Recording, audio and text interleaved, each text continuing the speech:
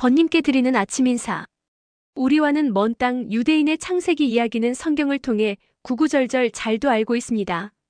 아브라함과 이삭의 이야기는 익숙하게 읊으면서도 정작 우리 땅에서 일어난 신비롭고 웅장한 고대 설화에 대해서는 미신이라 치부하거나 쉬쉬하며 외면해온 것이 사실입니다. 하지만 신화는 단순한 옛날 이야기가 아닙니다. 그 안에는 우리 민족의 정체성과 고대인들의 철학, 그리고 우리가 어디에서 왔는지를 알려주는 소중한 유전자가 새겨져 있습니다. 남의 나라 이야기에 귀 기울이기 전에 우리도 이제는 우리의 설화를 당당히 알고 널리 알려야 합니다.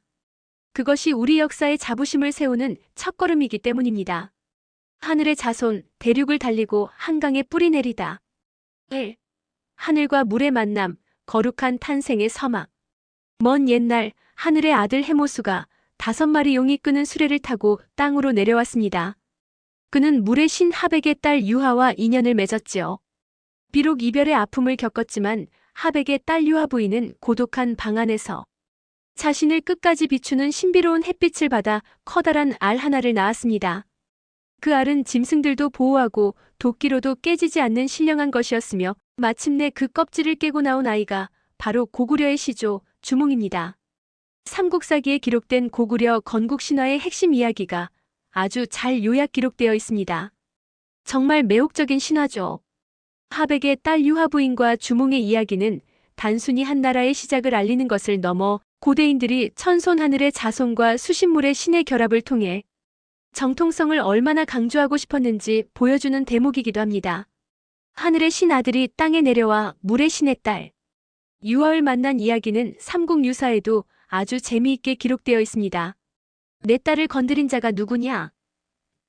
천재의 아들 해모수가 하백의 딸 유하와 정을 통했다는 사실을 알고 물의 신 하백은 크게 노합니다.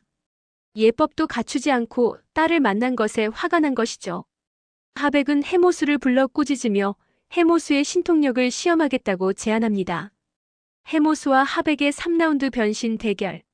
이 대결은 한국 신화 역사상 가장 박진감 넘치는 초능력 변신 배틀로 꼽힙니다. 삼국유사에 기록된 해모수와 하백의 대결은 단순한 싸움이 아니라 사위가 될 사람의 능력을 시험하는 장인이자 물의 신인 하백의 자존심 대결이었죠. 이 대결의 핵심은 상대방을 잡아먹거나 제압할 수 있는 상위 포식자로 변신하는 대결입니다. 1라운드 물속에서의 대결. 물의 신 하백은 잉어로 변신하여 물속을 헤엄칩니다. 이에 대항하여 해모수는 즉시 수달로 변신하여 잉어를 쫓습니다. 수달은 잉어의 천적이죠. 2라운드 땅 위의 대결. 하백은 사슴으로 변신하여 육지를 달립니다. 해모수는 이번에는 늑대로 변신하여 사슴을 물어뜯으려 달려듭니다. 3라운드 하늘에서의 대결. 하백은 꿩으로 변신하여 하늘로 날아오르자 이에 질세라. 해모수는 곧 바로 매로 변신하여 꿩을 낚아채려 발톱을 세웁니다. 대결의 결과 하백의 항복. 3번의 대결에서 모두 완패한 하백은 해모수가 진짜 천재의 아들임을 인정하게 됩니다. 드디어 하백은 속으로 이자는 정말 하늘이 내린 신령한 존재구나라고 감탄하며 해모수와 유하의 혼인을 허락하게 되죠. 그러나 하백은 해모수가 유하를 데리고 도망칠까봐 해모수를 술에 취하게 한 뒤 가죽 가마에 넣어 함께 보내려 했지만 술에서 깬 해모수가 홀로 하늘로 올라가 버리는 바람에 하백의 딸 유하 부인이 우반수에서 금화왕을 만나게 되는 비극의 시작이 되기도 합니다. 이 대결이 상징하는 의미는 무엇? 대결의 결과로 하늘의 신의 모수이 물의 신하백보다 한 수 위라는 것을 보여줌으로써 고구려 왕실의 혈통이 최고임을 강조합니다. 이런 부모 밑에서 태어난 주몽이 얼마나 대단한 존재일지를 암시하는 복선이기도 하죠. 하백의 딸의 임신. 하백의 딸은 해모수와 헤어진 뒤 하백의 노여움을 우반수로 쫓겨나 숲속을 헤매다가 동부여의 금화왕을 만나게 됩니다.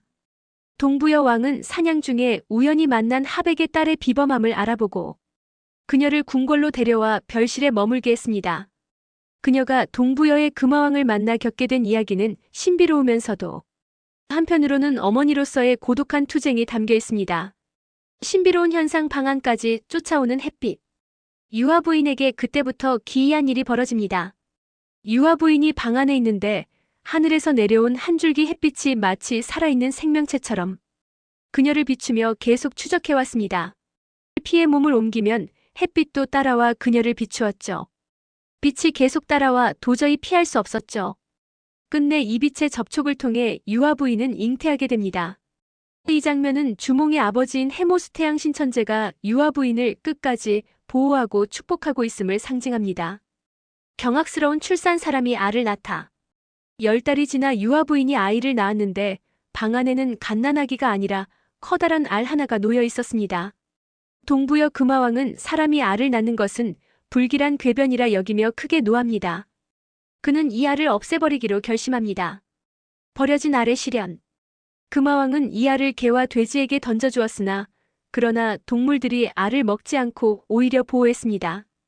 그래서 이번에는 그 알을 길바닥에 버렸습니다. 그랬더니 소와 말들이 오히려 알을 밟지 않고 피해갔습니다. 그 알을 멀리 들판에 버렸지만 새들이 내려와 날개로 알을 덮어 따뜻하게 보호해 주었습니다. 결국 동부여 왕은 직접 알을 깨뜨리려 도끼나 돌로 내리쳤지만 껍질은 꿈쩍도 하지 않았습니다. 범상치 않은 기운을 느낀 왕은 결국 알을 유아 부인에게 되돌려 주었습니다. 3. 주몽의 탄생 껍질을 깨고 나온 사내 아이. 유아 부인이 알을 따뜻하게 정성껏 보살피자 마침내 알 껍데기가 벌어지며 한 사내 아이가 걸어 나옵니다. 그 골격과 외모가 영특하고 기이했다. 고 삼국유사에는 기록하고 있습니다. 이 아이가 바로 주몽입니다. 이 이야기가 상징하는 의미. 첫째, 유아 부인의 방 안으로 햇빛이 계속 따라다니며 비추었다는 이야기는 주몽이 단순히 해모수의 아들이어서가 아니라 하늘의 선택을 받은 존재임을 시각적으로 강조하는 장치입니다. 둘째, 천우신조 곧 하늘이 돕고 신령이 돕는다는 것입니다. 알을 동물들에게 던져버리는 등 온갖 시련 속에서도 살아남은 것은 고구려 왕실의 생명력이 그만큼 강인함을 보여줍니다. 셋째, 박혁거세나 기말지처럼 알에서 태어나는 난생설화는 주로 한국 고대 신화의 특징입니다. 하지만 주몽은 특이하게도 사람 유아 부인이 알을 낳았다는 점에서 다른 신화들과 차별화됩니다. 넷째, 어머니의 역할이 대단함을 보여줍니다. 유아 부인은 단순히 신화 속 도구가 아니라 버려진 알을 끝까지 지켜내고 주몽의 비범함을 키워낸 강인한 어머니로 그려집니다. 한국 여성이 세계적으로 우수한 DNA는 여기서 비롯된다고 할 것입니다. 유아 부인은 훗날 주몽이 부여를 떠날 때도 결정적인 도움을 주며 고구려 건국의 정신적 지주가 됩니다. 4. 주몽의 활솜씨와 금화왕의 아들들의 시기 질투. 주몽의 신들린 활쏘기 실력은 그를 영웅으로 만들어주었지만 동시에 금화왕의 아들들의 강한 질투를 불러일으켜 목숨을 위협받게 만든 결정적 원인이 되었습니다. 전설의 시작 팔이 낚는 아이. 주몽은 겨우 7살 때 스스로 활과 화살을 만들어 쏘았는데 백발백중이었습니다. 물레 위에 앉은 파리를 쏘아 마치는 수준이었죠. 동부여 사람들은 그를 보고 이 아이는 보통 사람이 아니다라며 경탄했습니다. 이때부터 주몽을 잘 쏘는 사람이라는 별명이 이름처럼 굳어지게 됩니다. 운명의 사냥 대회 혼자서 다 잡다. 금화왕은 자신의 7 아들과 주몽을 데리고 대규모 사냥 대회를 열었습니다.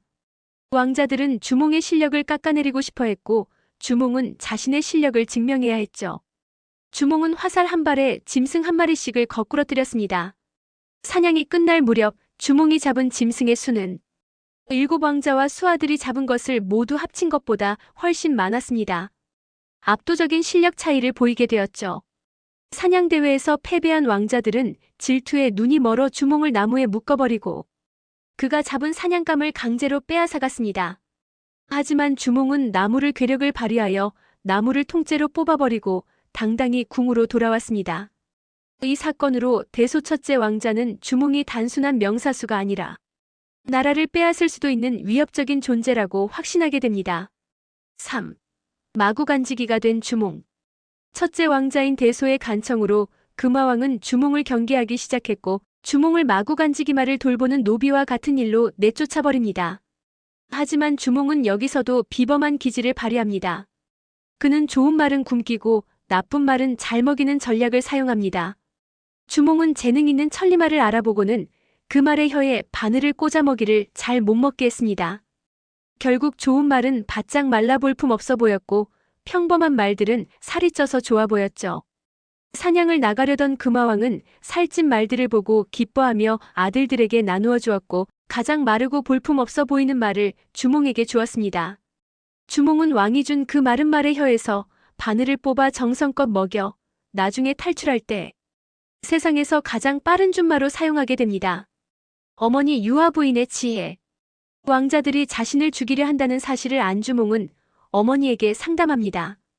유아 부인은 주몽이 떠날 수 있도록 돕는데 이때 아주 중요한 선물을 줍니다. 유아 부인은 주몽에게 보리, 콩 등 5가지 곡식 씨앗을 챙겨주었습니다. 이 5곡의 씨앗의 선물은 주몽이 단순히 도망치는 것이 아니라 새로운 나라를 세우고 백성을 먹여 살릴 지도자임을 잊지 말라는 어머니의 배려였습니다. 역사적 뒷이야기. 첫째, 주몽이라는 이름의 뜻. 당시 부여말로 활을 잘 쏘는 사람을 주몽이라고 불렀습니다. 오늘날로 치면 명사수 혹은 스나이퍼가 이름이 된 셈인데 그만큼 당시 활쏘기 실력이 지도자의 가장 중요한 덕목이었음을 알 수 있습니다. 이 사냥 대회 이야기는 고대 사회에서 사냥 실력, 군사 지휘 능력과 직결되었음을 보여줍니다. 둘째, 금화왕의 아들들 대소 등의 시기와 질투 속에서도 살아남아 결국 부여를 떠나 압록강 유역에 고구려를 세우는 과정은 전형적인 영웅 일대기의 구조를 충실히 따르고 있습니다. 주몽이 왕자들보다 사냥을 압도적으로 잘했다는 것은 이미 그가 부여의 차기 왕권을 위협할 만큼 군사적 카리스마를 가졌다는 뜻이기도 합니다. 5. 주몽의 탈출과 유아 부인의 지혜. 주몽의 부여 탈출 장면은 삼국사기와 삼국유사에 기록된 이야기로 주몽의 신성함과 어머니 유아 부인의 애틋한 뒷바라지를 동시에 보여주는 한편의 긴박한 첩보 액션 영화와 같습니다. 살해 위협과 결단. 주몽의 능력이 날로 출중해지자 금화왕의 장남 대소를 비롯한 7 왕자들의 시기심은 극에 달합니다. 주몽은 비범한 인물이라 나중에 반드시 후환이 될 것이니 미리 죽여야 한다는 대소의 간청에 주몽은 목숨이 위태로워졌습니다. 어머니 유아 부인은 주몽에게 너의 재주라면 어디든 못 가겠느냐. 여기서 욕을 당하느니 멀리 떠나 큰일을 도모하라며 탈출을 권유합니다. 운명의 야반도주. 주몽은 자신을 따르는 3명의 충신, 오이마리 협보와 함께 야반도주를 감행합니다. 부여의 기병들이 그들의 뒤를 바짝 추격하는 절체절명의 상황이 이어졌습니다. 기적의 강 엄니대수. 추격대에 쫓겨 막다른 길에 다다른 곳은 바로 거대한 강 엄니대수였습니다. 배도 없고 다리도 없는 상황에서 주몽은 강을 향해 자신의 정체를 당당히 외칩니다. 나는 천재의 아들이요 하백의 외손이다. 오늘 도망을 가는데 추격자들이 다가오니 어찌하면 좋겠느냐. 그러자 강 속에서 수많은 물고기와 자라들이 떠올라 몸을 이어 다리를 만들어 주었습니다. 주몽 일행이 강을 건너자마자 다리는 흩어졌고 뒤쫓아오던 부여의 군사들은 강을 건너지 못해 발만 동동 굴러야 했습니다. 이를 어별성교라고 부릅니다. 4. 유아 부인의 지혜. 주몽이 대소왕자의 살해 위협을 피해 급히 부여를 떠날 때 어머니 유아 부인은 아들이 타지에서 굶주리지 않도록 5곡 5가지 곡식의 씨앗을 챙겨주었습니다. 그런데 주몽이 너무나 다급하게 말을 타고 떠나는 바람에 그만 가장 중요한 보리 씨앗을 빠뜨리고 말았습니다. 주몽이 한참을 달려 어느 나무 아래에서 쉬고 있을 때 하늘에서 비둘기 한 쌍이 날아왔습니다. 주몽은 이를 보고 속으로 생각했습니다. 어머니께서 내가 보리 씨앗을 잊은 것을 아시고 비둘기를 보내셨구나. 주몽이 활을 쏘아 비둘기를 떨어뜨린 뒤 입안을 살펴보니 놀랍게도 그 안에는 유아 부인이 보낸 보리 씨앗이 들어있었습니다. 주몽은 씨앗을 소중히 거둔 뒤 비둘기에게 물을 뿜어주자 비둘기는 다시 살아나 하늘로 날아갔다고 전해집니다. 이 이야기가 담고 있는 속뜻의 의미. 농경 민족의 정체성. 고구려는 사냥과 전쟁을 즐기는 거친 나라로 기억되지만 실제로는 농경을 매우 중요하게 여겼습니다. 주몽이 보리 씨앗을 목숨처럼 챙긴 것은 새로운 나라를 세우기 위해 가장 필요한 것이 백성을 먹여 살릴 식량임을 알고 있었음을 의미합니다. 덕분에 고구려는 척박한 땅에서도 보리 농사를 지으며 강성해질 수 있었지요. 유아 부인의 신통력. 직접 갈 수 없는 어머니가 비둘기를 부려 아들에게 물건을 전달했다는 점은 유아 부인이 단순한 인간이 아니라 물의 신, 하백의 딸로서 신비한 능력을 지닌 존재임을 다시 한번 강조합니다. 주몽의 자비심. 비둘기를 쏘아 씨앗만 얻은 뒤 다시 살려보냈다는 대목은 주몽이 살생을 함부로 하지 않는 준비된 성군임을 보여주는 장치입니다. 어별성교 물고기 다리. 앞에는 거대한 강물이 가로막고 뒤에는 추격군이 들이닥쳤을 때 물고기와 자라들이 다리를 놓아 주몽 일행을 건네주었습니다. 하늘과 자연이 도운 그 발걸음은 마침내 졸본 땅. 오녀산성 위에 고구려라는 거대한 제국의 깃발을 꽂았습니다. 이 보리씨앗 이야기는 주몽 신화의 어별성교 물고기 다리 못지않게 고구려인들이 사랑했던 이야기입니다. 6. 졸본 도착과 고구려 건국 BC 37년. 부여의 추격을 따돌린 주몽 일행은 남쪽으로 내려와 졸본 땅에 도착합니다. 이곳은 산세가 험해 방어에 유리하고 토양이 비옥한 곳이었죠. 당시 졸본 지역의 유력자인 연타발의 딸 소선호의 전폭적인 지지와 경제적 후원을 얻습니다. 기원전 37년 주몽은 나라 이름을 고구려라 하고 성을 고시로 삼아 왕위에 오르니 그가 바로 동명성왕입니다. 역사적 팁. 주몽이 부여를 떠날 때 유아 부인이 보리종자를 챙겨준 전설은 주몽의 집단이 단순한 유목민이 아니라 농경 기술을 가진 선진 집단이었음을 상징적으로 보여줍니다. 7. 주몽이 고구려를 건국하며 세운 첫 번째 수도 졸본. 졸본은 대륙의 기상이 느껴지는 험준한 요새였습니다. 삼국사기와 고고학적 조사 결과를 바탕으로 당시 궁궐의 모습을 상상해 볼까요? 위치 자연 요새, 오녀산성. 주몽이 터를 잡은 곳은 현재 중국 요녕성 환인현에 있는 오녀산성으로 추정됩니다. 지형은 해발 800m가 넘는 험준한 산 정상에 위치한 평탄한 대지입니다. 이곳의 장점은 산면이 깎아지른 듯한 절벽이라 방어에 매우 유리했습니다. 이곳을 수도로 정한 이유는 부여의 추격대를 피하고 주변의 토착 세력맥 쪽을 제압하기 위해 안전이 최우선이었기 때문입니다. 궁궐의 모습. 실용적인 산성 궁궐. 우리가 흔히 생각하는 화려한 기와지붕의 궁궐과는 달랐습니다. 건국 초기인 만큼 실용성과 방어에 집중된 모습이었습니다.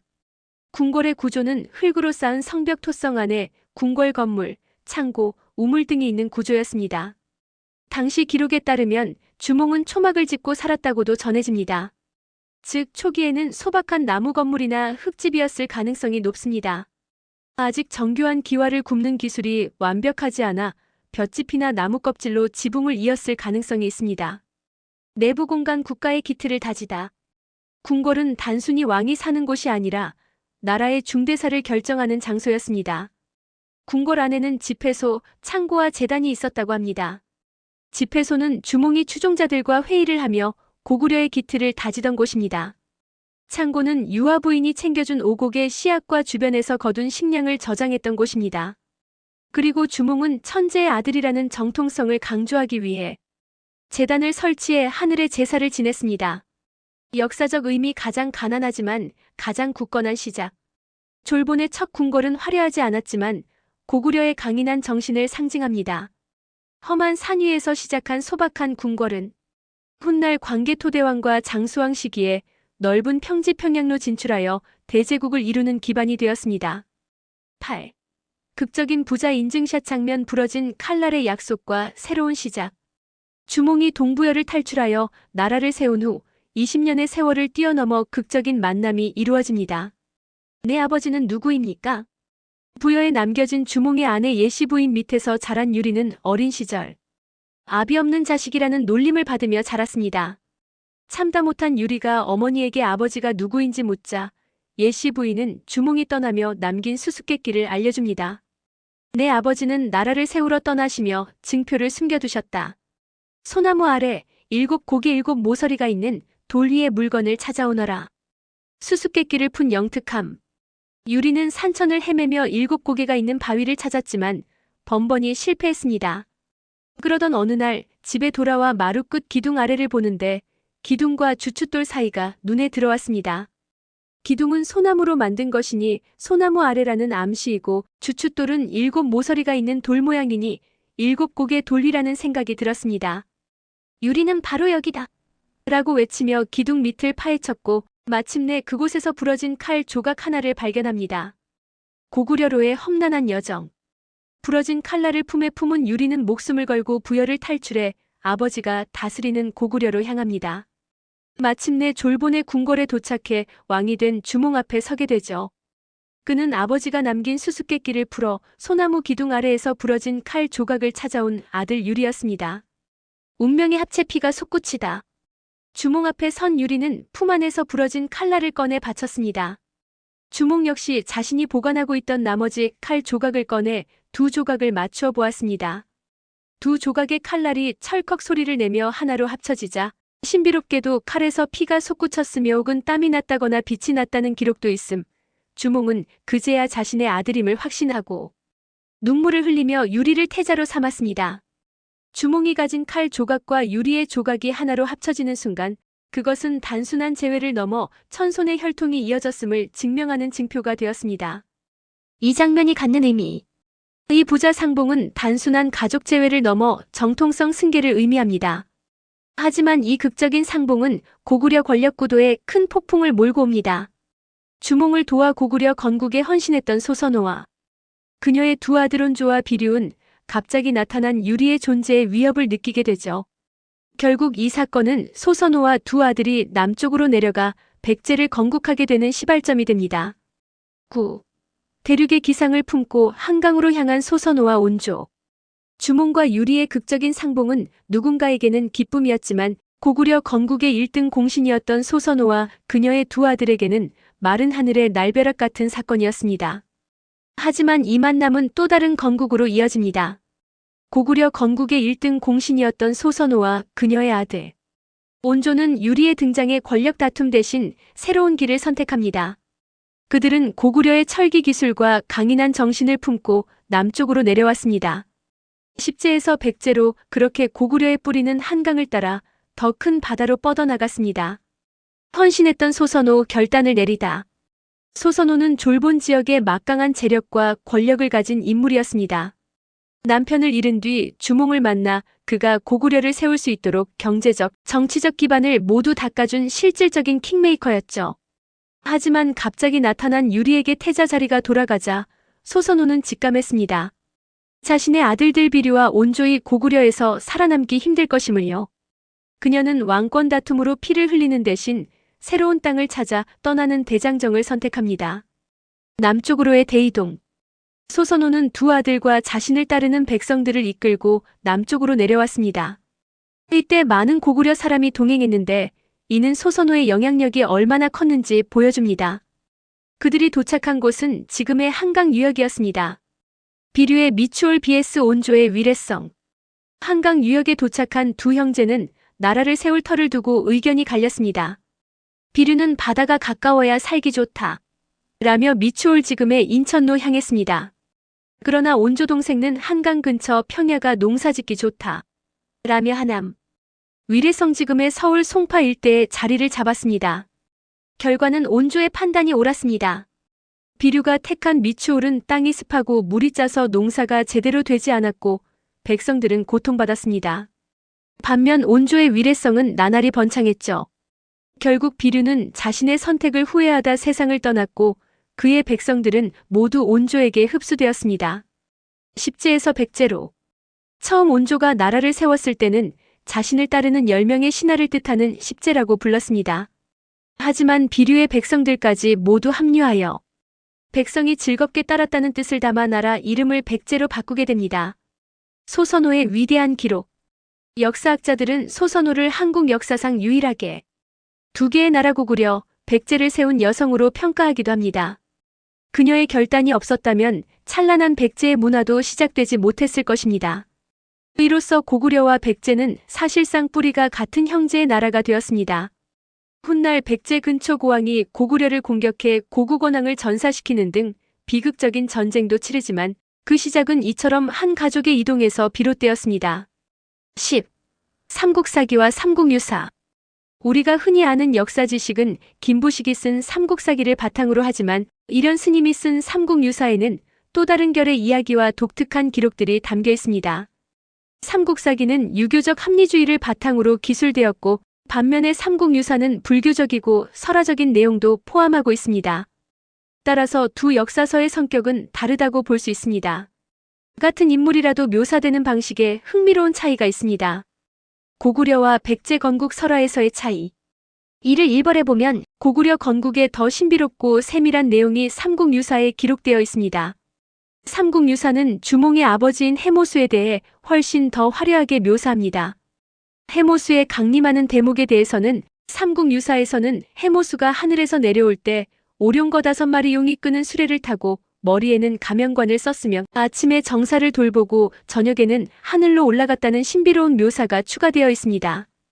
유아부인의 임신 대목에는 삼국사기는 햇빛이 유아부인을 비추어 임신했다고 짧게 기록한 반면 삼국유사는 유아부인이 입은 옷 안에 햇빛이 들어와 그녀를 따라다녔다는 묘사를 통해 훨씬 더 시각적이고 신비로운 분위기를 자아냅니다.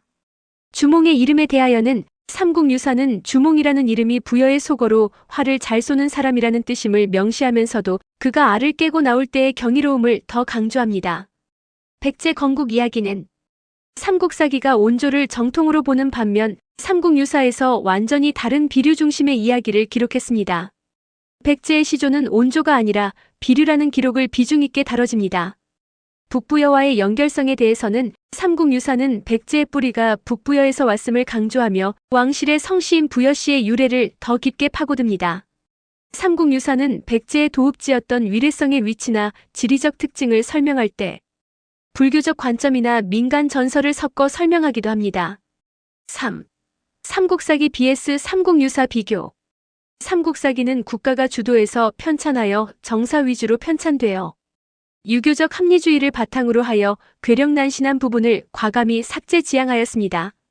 반면에 삼국유사는 개인 및 야사가 많이 포함되어 있어 불교적 세계관이 기저에 깔려왔고 신화나 전설을 배제하지 않아 영웅적 일대기와 국가 기틀 강조하고 있습니다. 왜 기록이 다를까요? 김부식은 믿기 힘든 이야기는 뺀다는 원칙으로 삼국사기를 썼고 이려는 우리 민족의 뿌리는 이렇게 신비롭고 위대하다는 것을 보여주기 위해 사라져가던 예시야기들을 삼국유사에 모았기 때문입니다. 특히 백제의 경우 삼국유사는 백제가 망한 뒤 전해지던 민간의 기억들을 더 많이 담고 있어 삼국사기와는 또 다른 인간적인 매력을 느낄 수 있습니다. 맺는 말 설화가 곧 우리의 맥박입니다. 번님, 지금까지 들려드린 이야기는 해모수에서 주몽으로 다시 유리와 온조로 이어지는 쉼없는 민족의 맥동입니다. 하늘의 기상과 물의 지혜를 이어받은 우리 조상들은 시련 앞에서도 굴하지 않고 새로운 땅을 개척하며 나라를 세웠습니다. 유대인의 창세기가 그들의 역사를 지탱하는 힘이듯 이 고구려와 백제의 건국 설화는 오늘을 사는 우리의 피 속에 흐르는 당당한 자부심입니다. 우리가 우리 이야기를 소중히 여기고 입에서 입으로 전할 때 비로소 우리의 역사는 과거에 머물지 않고 살아 숨쉬는 미래가 될 것입니다. 이 거룩한 맥을 잊지 말고 가슴에 깊이 새기시길 바랍니다.